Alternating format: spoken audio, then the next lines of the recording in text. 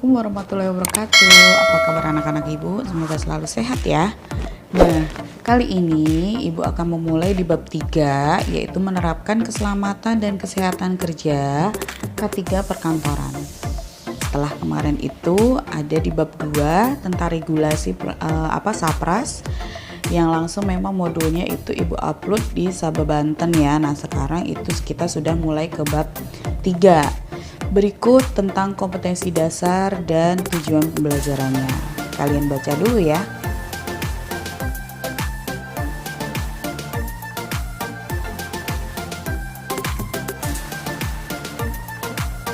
Nah, sebelum ke materi yang lebih lanjut, Ibu akan memberikan apersepsi terlebih dahulu. Nah, apersepsinya itu adalah, kecelakaan kerja itu tentunya menjadi hal yang sama sekali tidak diharapkan oleh semua orang ya. Bagi suatu kantor, kecelakaan kerja itu menjadi yang memang hal yang menakutkan, itu sebisa mungkin dihindari. Karena apa? Karena dapat membawa banyak kerugian.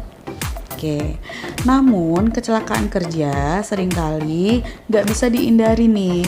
Terlebih jika kecelakaan kerja tersebut terjadi akibat faktor alam, kita tidak bisa menghindarinya.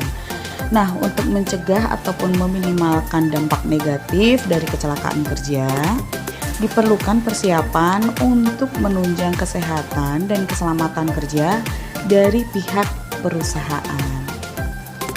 Nah, upaya persiapan tersebut dapat dilaksanakan melalui pemberian penyuluhan, pelaksanaan simulasi penanganan bencana dan kecelakaan kerja, lalu ada serta penyediaan peralatan keselamatan kerja. Nah, apakah pengertian sesungguhnya dari kecelakaan kerja? Dan bagaimanakah langkah-langkah mengoptimalkan upaya kesehatan dan keselamatan kerja? Oke, temukanlah jawabannya ada dengan mempelajari isi bab 3 ini. Yang pertama kali itu tentang keselamatan dan kesehatan kerja atau K3 terlebih dahulu ya. Nah, keselamatan dan kesehatan kerja atau yang sering disingkat dengan K3 itu apa sih? Pengertiannya adalah suatu upaya untuk meminimalkan terjadinya risiko kecelakaan dan penyakit akibat kerja atau pada proses berlangsungnya sebuah pekerjaan. Nah, K3 ini juga dapat dimaknai sebagai suatu kondisi dalam pekerjaan yang diupayakan aman nih dan sehat bagi pekerja atau perusahaan, masyarakat, serta lingkungan sekitar perusahaan. Karena apa? Karena risiko kecelakaan kerja itu kan dapat terjadi kapanpun dan dimanapun. Benar nggak nih? Nah, seperti kayak orang tua kalian yang kerja, misalkan bapak kalian sebagai sopir, itu kan resiko dapat terjadi kapanpun dan dimanapun. Nah, oleh karena itu seluruh pihak terkait, baik pekerja maupun perusahaan, wajib mengedepankan prinsip K3. Ayo, apa tadi K3 ya? Guna menghindari kerugian yang diakibatkan kecelakaan kerja. Oke. Nah, K3 ini bisa dilihat juga sebagai instrumen yang berusaha melindungi pekerjanya nih, perusahaan, lingkungan hidup, dan masyarakat sekitar dari bahaya akibat aktivitas kerja yang dapat menyebabkan kecelakaan kerja. Karena apa? Pelindungan tersebut kan merupakan hak asasi para pekerja yang memang wajib dipenuhi oleh perusahaan. Nah, keselamatan kerja atau memang disebut dengan K3 yaitu keselamatan dan kesehatan kerja ini meliputi beberapa hal ya, yang seperti pertama pencegahan, pemberian kompensasi, penyembuhan luka dan perawatan pekerja, penyediaan layanan perawatan kesehatan dan cuti sakit. Jadi kesimpulannya adalah bahwa pengertian K3 itu adalah suatu upaya untuk mengembangkan kerjasama, saling pengertian, dan partisipasi para pengusaha dalam melaksanakan kewajiban bersama di bidang keselamatan, kesehatan, dan keamanan kerja dalam rangka melancarkan usaha produksi. Jadi ini memang tujuannya ya memang ujung-ujungnya nanti untuk produktivitas, karena kalau semakin banyak yang kecelakaan itu kan mengandung kerugian juga untuk perusahaan. Oke, kita bahas yang pertama dulu tentang keselamatan kerja ya, karena tadi itu sudah K3 itu apa maksudnya. Nah sekarang itu per kata ya, itu keselamatan kerjanya. Keselamatan kerja itu apa? Keselamatan kerja adalah yang namanya juga selamat ya. Berarti apa? Suatu upaya untuk menjamin kondisi kerja yang aman dan sehat untuk menghindari kecelakaan, kecacatan, serta kematian akibat kecelakaan kerja pada setiap pekerja di area perusahaan. Nah, dilakukan untuk apa? Untuk melindungi SDM nih sebagai atau sumber daya manusia sebagai bagian utama dalam perusahaan. Nah, ini harus wajib ya dilakukan oleh pelaku usaha. Ya. Nah, sasarannya keselamatan kerja itu siapa ya? Berarti keseluruhan lingkungan kerja baik di darat, laut, udara maupun di dalam tanah yang di dalamnya itu meliputi pekerjaan atau cara kerja dan tenaga kerja atau pekerja. Oke, nah itu secara umum keselamatan kerja itu apa? Tapi memang banyak pengertian dari tokoh-tokoh atau beberapa ahli yang mencoba mendefinisikan pengertian dari keselamatan kerja. Misalkan nih seperti ada menurut Dr. Sumakmur PKMSC ya, itu keselamatan kerja itu merupakan rangkaian usaha untuk menciptakan suasana kerja yang aman dan tentram bagi para karyawan yang bekerja di perusahaan yang bersangkutan. Lalu ada lagi nih menurut Bangun Wilson ya, keselamatan kerja itu apa? Adalah perlindungan atas keamanan kerja yang dialami pekerja baik fisik maupun mental dalam lingkungan pekerjaan. Lalu menurut DRS Suwardi dan Dr. Andes Sudaryanto juga nih ya, ada juga pengertiannya tuh macam-macam tuh seperti yang ada di situ, kalian bisa baca sendiri ya. Itu ada beberapa macam pengertian, ada 6 pengertian tentang keselamatan pekerja. Oke, Ibu beri waktu kalian untuk membaca ya.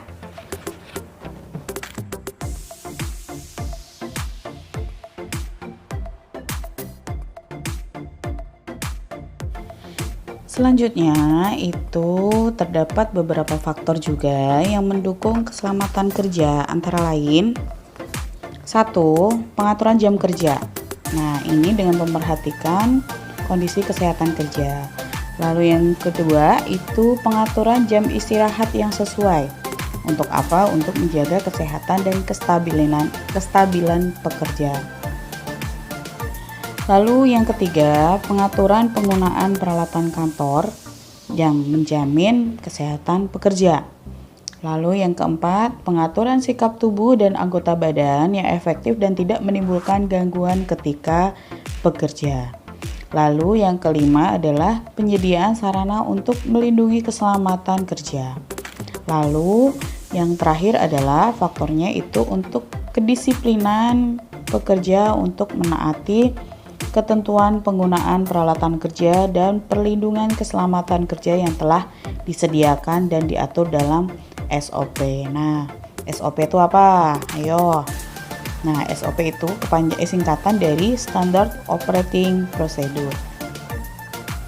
Lalu untuk tujuan dari keselamatan kerja yaitu ada 3. Pertama, untuk melindungi keselamatan pekerja dalam melakukan pekerjaannya demi kesejahteraan hidup dan meningkatkan produktivitas nasional.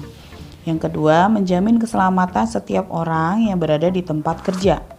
Lalu yang ketiga, memelihara sumber produksi yang digunakan agar tetap aman dan efisien.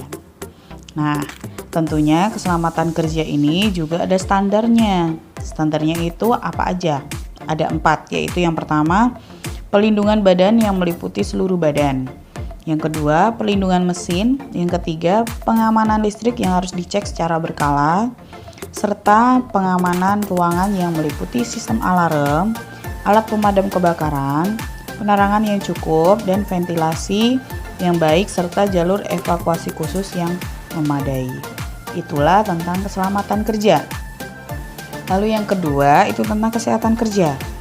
Nah, kesehatan kerja itu apa? Nah, definisinya adalah menurut Komisi Gabungan ILO atau WHO adalah upaya mempertahankan dan meningkatkan kesehatan fisik, mental, dan kesejahteraan sosial bagi pekerja sebaik-baiknya.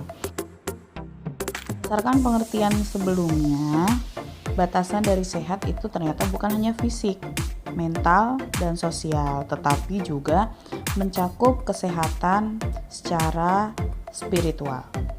Oke, nah hal ini sesuai dengan bunyi pasal 1 ayat 1 Undang-Undang Nomor 36 Tahun 2009, yakni kesehatan adalah keadaan sehat baik secara fisik, mental, spiritual maupun sosial yang memungkinkan setiap orang untuk hidup produktif secara sosial dan ekonomi. Nah, tujuannya dari kesehatan kerja itu apa? Yang pertama, pemeliharaan serta peningkatan kesehatan pekerja dan kapasitas kerja. Lalu yang kedua, perbaikan kondisi lingkungan kerja serta pekerjaan yang kondusif bagi keselamatan dan kesehatan kerja. Yang ketiga, pengembangan pengorganisasian pekerjaan serta budaya kerja yang mendukung keselamatan dan kesehatan kerja. Itulah fokus utama kesehatan kerja untuk mencapai 3 tujuan yang tadi itu. Nah, sekarang faktor-faktornya, apa aja faktor-faktornya itu? Faktor-faktor yang mendukungnya untuk kesehatan kerja yaitu 1. Pola makan yang sehat dan bergizi. Lalu yang kedua, pola pengaturan jam kerja yang tidak mengganggu kesehatan pekerja. Ketiga, pola pengaturan istirahat yang cukup pada pekerja.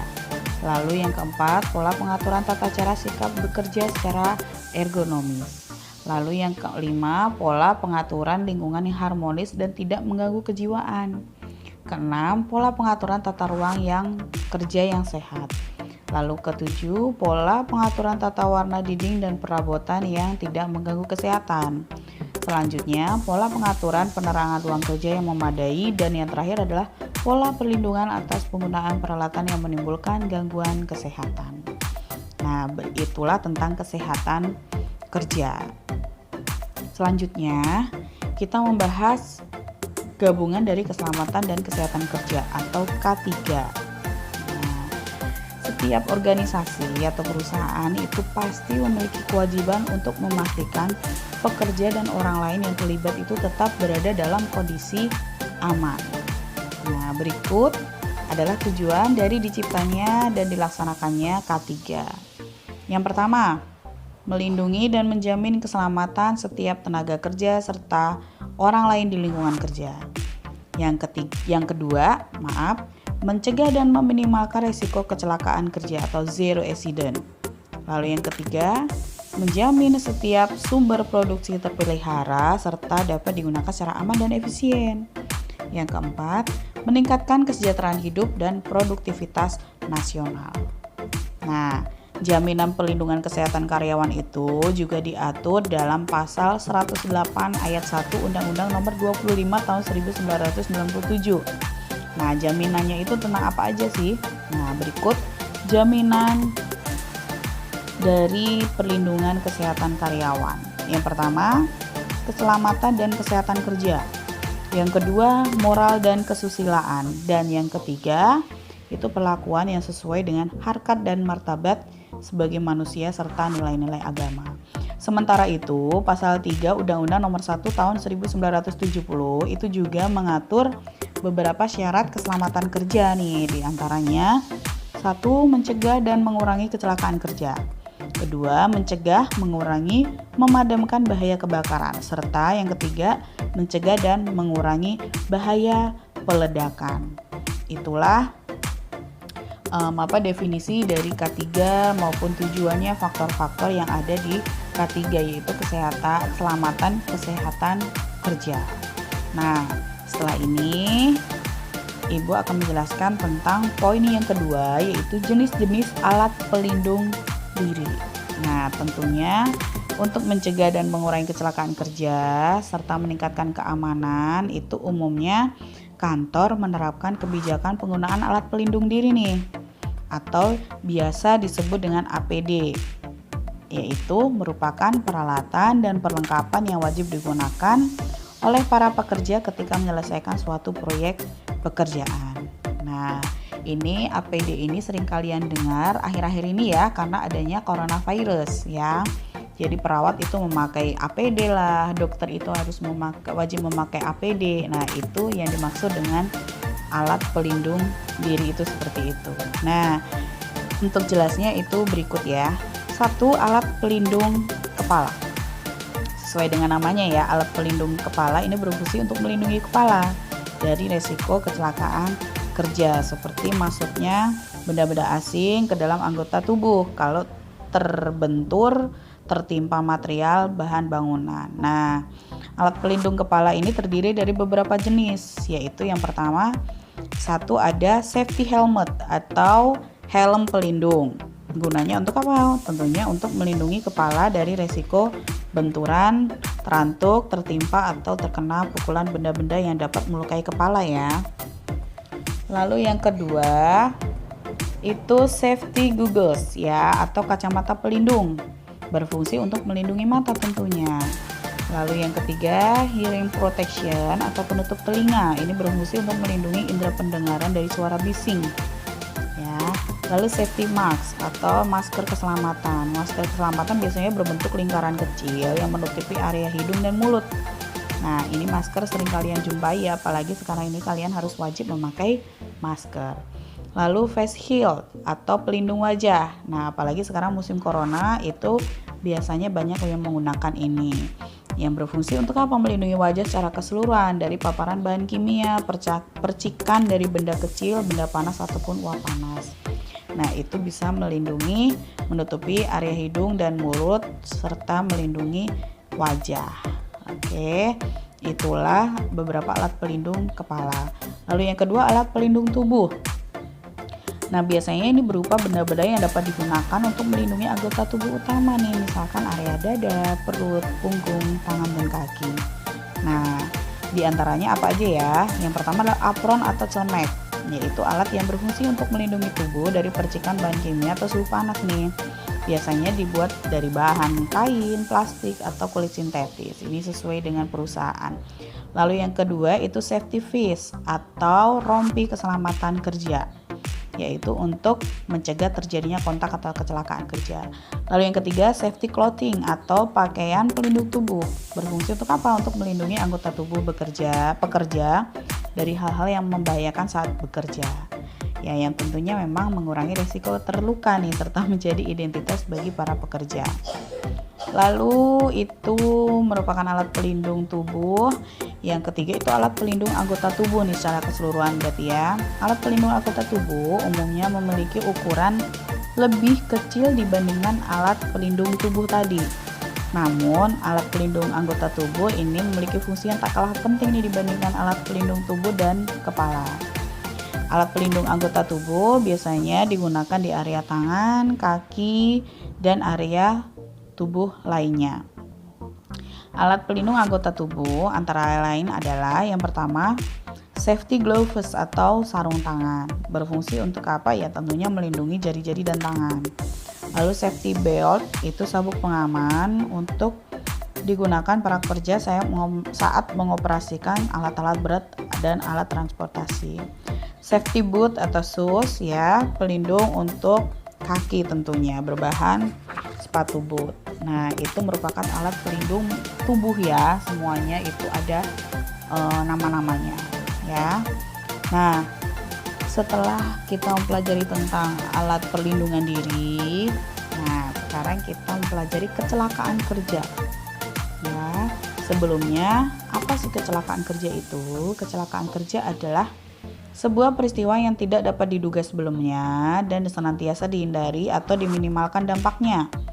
Nah, kecelakaan ini pastinya akan mengakibatkan kerugian nih, baik bagi penderita maupun pihak yang terkait secara material. Dan kecelakaan ini dapat terjadi dalam bentuk ketidaksengajaan ataupun direncanakan terlebih dahulu. Nah, kecelakaan kerja sendiri dapat diartikan sebagai peristiwa yang terjadi saat proses pengerjaan suatu pekerjaan atau terjadi pada sedang bekerja atau menuju dan pulang dari lokasi kerja. Nah, ada 5 jenis kerugian yang diakibatkan oleh kecelakaan kerja. Ini menurut Dr. Sumakmur. Yang pertama adalah kerusakan, yang kedua kekacauan organisasi, yang ketiga beban mental, keempat kelainan dan cacat, Dan yang kelima adalah kematian. Nah, kerusakan, namanya kerusak berarti kecelakaan kerja itu menimbulkan kerusakan. Biasanya yang rusak itu ya alat dan tempat, ya alat-alat kantor ya. Lalu kekacauan organisasi, maksudnya adalah khususnya organisasi yang terlibat dalam proses produksi nih. Sebagai contoh, kecelakaan kerja yang mengakibatkan rusaknya mesin-mesin produksi di perusahaan dapat mendorong terhentinya proses produksi. Nah, hal tersebut akan berdampak pada minimnya produk yang dihasilkan nih. Selanjutnya, produk yang minim itu dijual akan turut berdampak juga, karena produk yang dijual kecil otomatis maksudnya dikit ya, karena ada kerusakan itu otomatis keuntungan juga tidak bisa maksimal. Lalu beban mental yang maksudnya adalah bagi pekerja yang ulet dan rajin mengalami kecelakaan kerja itu pastinya nakutin ya. Karena apa? Jika mereka mengalami kecelakaan kerja, hal itu tentu akan menghambat produktivitas mereka, terlebih jika kecelakaan kerja tersebut membawa dampak buruk nih bagi tubuhnya seperti luka-luka atau cacat. Nah, itu bisa membawa beban mental bagi pekerja yang mengalaminya. Misalkan bisa depresi, putus asa, dan kehilangan kepedean.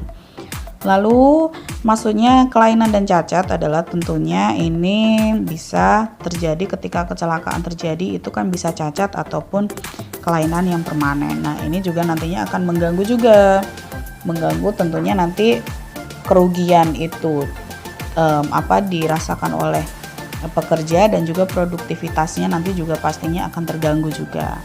Lalu yang terakhir adalah kecelakaan yang bisa mengakibatkan kerugian, yaitu kematian sendiri. Ya, kematian merupakan dampak terburuk nih dari kecelakaan kerja.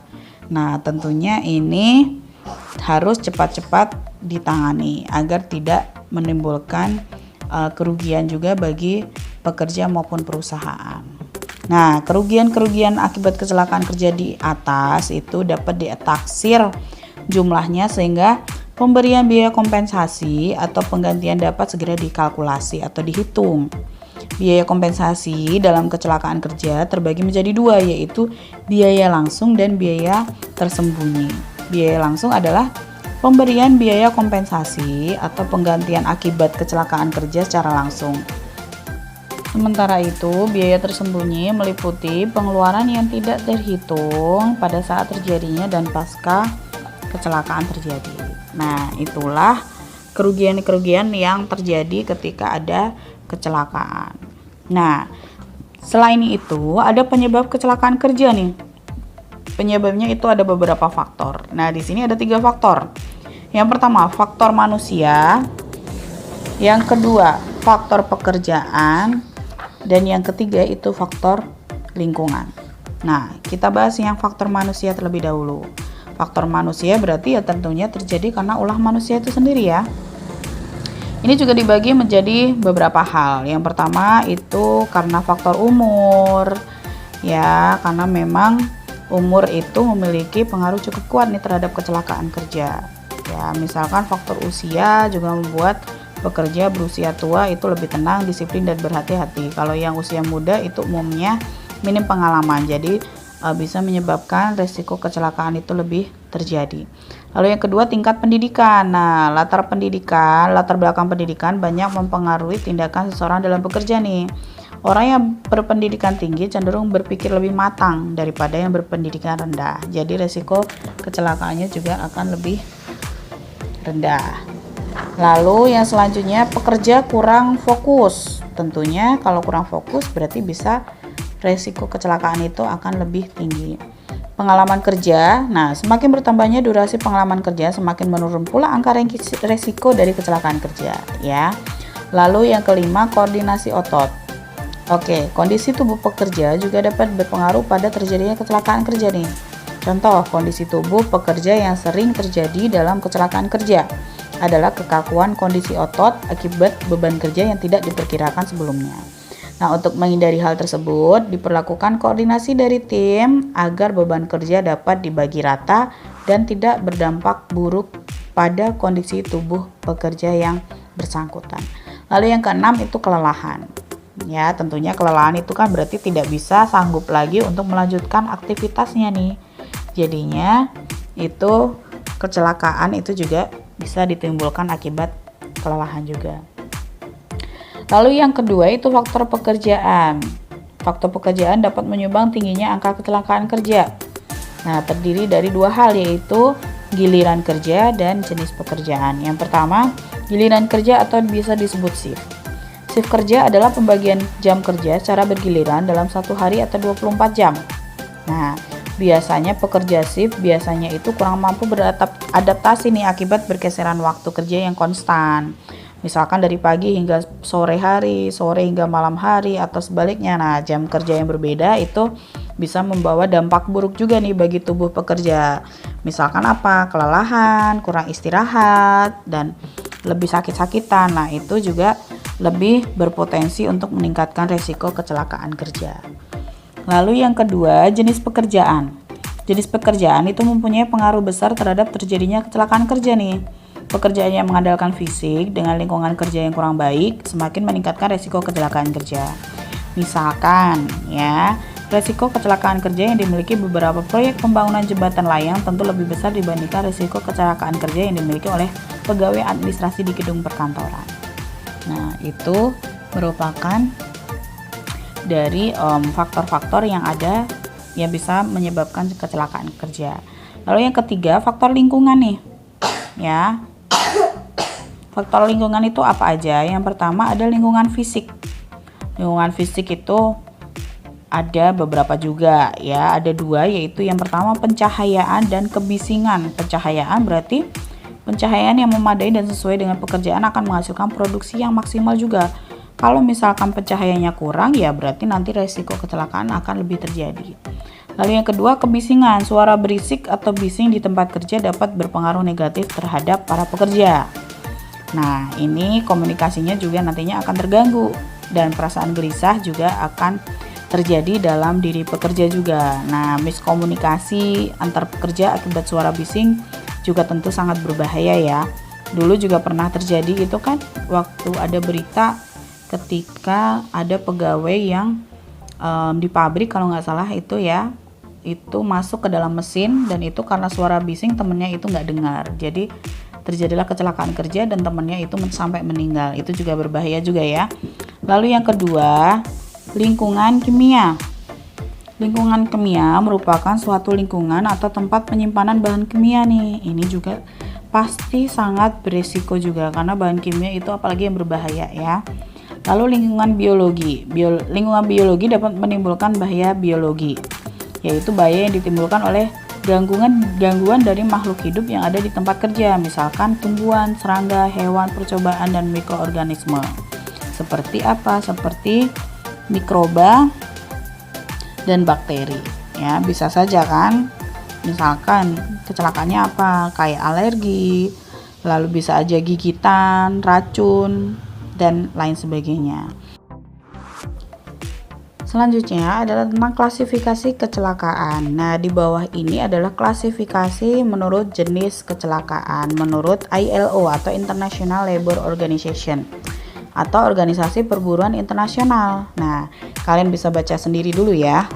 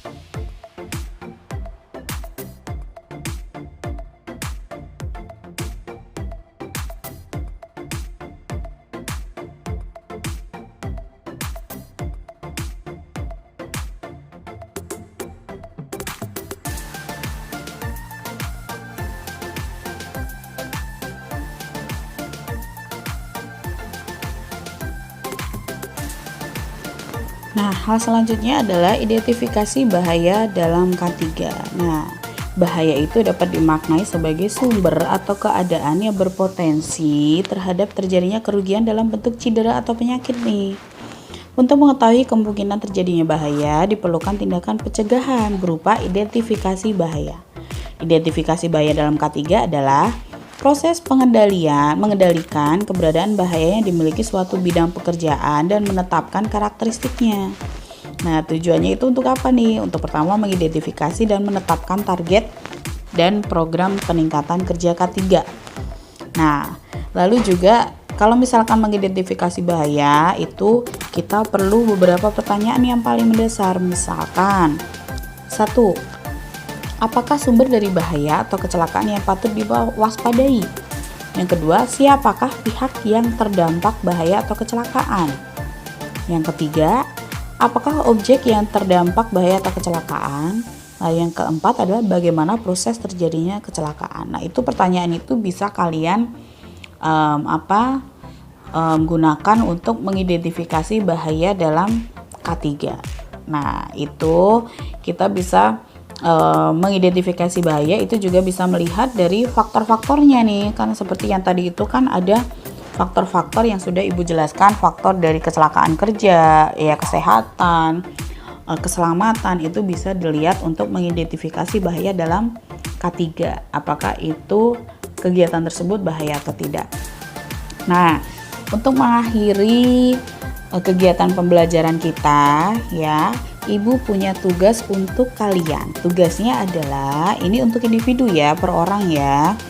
Kalian mencari informasi mengenai 5 kasus kecelakaan kerja di dalam negeri ya, dan 5 kasus kecelakaan kerja di luar negeri. Oke, informasinya itu bisa diperoleh dari berbagai sumber nih. Misalkan apa? Dari media cetak, koran, atau media elektronik atau internet. Ya, kalian tuliskan di situ kecelakaannya itu apa. Lalu analisislah faktor-faktor penyebab dan dampak yang ditimbulkan dari setiap kasus tersebut. Berarti ada 10 kasus ya. 5 dari dalam negeri dan 5 dari luar negeri. Nah, kalian bisa kirimkan langsung ke Seba Banten dan nanti ada paling lambatnya itu kapan. Oke, selamat mengerjakan dan tetap semangat. Oke, cukup sekian dari pembelajaran kali ini. Next, kita kegiatan akan bertemu dengan pelaksanaan prosedur K3 di perkantoran. Oke, kita ketemu lagi untuk kegiatan pembelajaran selanjutnya. Terima kasih sudah menyaksikan video sampai akhir. Wassalamualaikum warahmatullahi wabarakatuh.